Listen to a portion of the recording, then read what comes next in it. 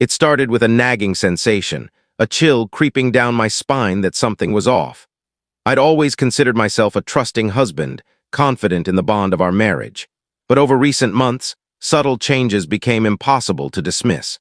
My wife of a decade, Sarah, had become distant. She was constantly on her phone, chuckling at messages she kept private, staying late at work more frequently, and suddenly caring about her appearance in ways that felt unfamiliar. She claimed it was for her own self-esteem, but it didn't seem that way. I desperately wanted to trust her. I told myself I was overthinking, that my suspicions were baseless. But then I found the receipt. It was for a costly meal at a restaurant we'd never visited, a cozy, romantic spot known for intimate dinners and proposals. The receipt was stuffed in her bag, hidden among a forgotten lip gloss and a half-eaten energy bar. When I questioned her, she mumbled something about a business dinner, her gaze dropping like someone caught in a deception. A work event, sure. I didn't push her then.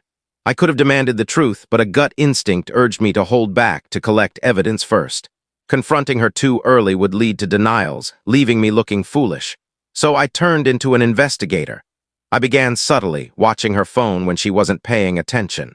She'd become guarded with it, tilting the screen away from me, but I was patient.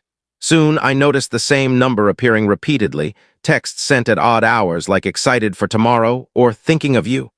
My stomach twisted each time I saw them. The contact was saved as Jess, but I wasn't fooled. Jess wouldn't send messages like that. One evening, while Sarah was in the bathroom, I used the passcode I'd memorized to unlock her phone. My hands trembled as I opened her messages. There it was, clear as day, a thread with someone named Ethan. Ethan's messages were full of flattery, things like "your smile lights me up," or "when can we meet again?" Sarah's replies made my heart sink. She told him she missed him, that he made her feel vibrant, that she couldn't wait for their next work lunch. I considered bursting into the bathroom, demanding answers, but I held back. I wanted more than a confrontation. I wanted her to feel the sting of betrayal as I did. I wanted her world to unravel as mine had. So I bided my time and planned. The chance came sooner than anticipated. Sarah had been working on a major project at her advertising agency, a high-profile campaign she'd boasted about for weeks. It was for a new client, a startup eager to make waves. She was set to deliver a crucial presentation at their downtown office, and she'd been both anxious and thrilled about it for days. On the morning of her presentation, I kissed her goodbye and wished her well. Her lips grazed my cheek, and I wondered if she'd kissed Ethan the same way. Once she left, I got to work. The plan was simple to execute. A quick visit to a florist and a print shop, and I had what I needed. By midday, I was parked outside the client's office, watching through the window as Sarah stood confidently at the front of the room in her tailored navy dress. The ideal professional, the loyal wife. My fists tightened as I thought of her lies. When the delivery person arrived, I handed over the package with clear instructions. "Deliver this to Sarah Bennett. She's expecting it." She wasn't, not remotely. From my car, I watched the delivery person enter the building, box in hand. Minutes later, chaos unfolded. Through the window, I saw Sarah pause mid-sentence as the box was handed to her. She opened it with a courteous smile, likely expecting a thoughtful gift.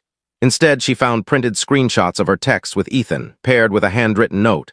"You're not as sly as you believe." The room fell quiet. Her face paled, her hands shaking as she sifted through the pages.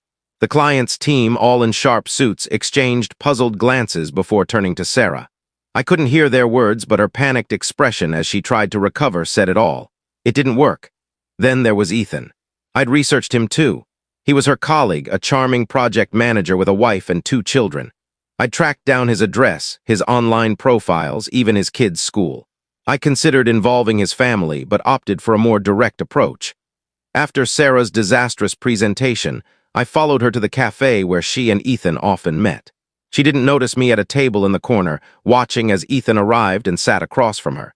They spoke in low voices, Sarah's hands fidgeting as she tried to explain the mess. Ethan's expression hardened as the gravity hit him. That's when I acted. "Ethan, right?" I said, standing over their table. His head jerked up, his face cycling from confusion to recognition to dread in seconds. Sarah's face drained of color, her mouth moving wordlessly. "Who are you?" Ethan demanded, his tone lacking conviction. I dropped a stack of photos on the table, images of him and Sarah entering hotels, laughing together outside bars in his car. "I'm the husband," I said, "the one you've been deceiving while you played games with my wife." Ethan's face went white. Sarah reached for me, tears streaming down her face. "Michael, please, let's discuss this at home," she pleaded. "Oh, we'll discuss it," I replied, brushing her off. "But first, Ethan has some explaining to do. I've already sent these photos to his wife and to HR at your company. They deserve to know who they're dealing with." "You can't do that," Ethan stammered. "You'll destroy me." "You destroyed yourself," I shot back. "Both of you did. Did you think you could ruin lives without consequences?" Sarah collapsed into sobs, her hands covering her face while Ethan sat frozen. I turned to leave but paused for one final strike. "Oh, and Sarah," I said, glancing back, "don't bother coming home. The locks are changed, your belongings are in storage, and I've already spoken to a lawyer. Good luck explaining this to your family." Her cries echoed as I walked out, but I didn't turn back. For the first time in months, I felt unburdened. In the weeks that followed, Sarah tried to contact me, apologies, excuses, promises to change. I ignored them. Ethan's wife filed for divorce, and he lost his job after HR reviewed the evidence I'd provided. As for me, I focused on rebuilding step by step. It wasn't simple, but it was worth it. Sarah and Ethan made their choices. Now they had to face the fallout. And me? I was finally free to make mine.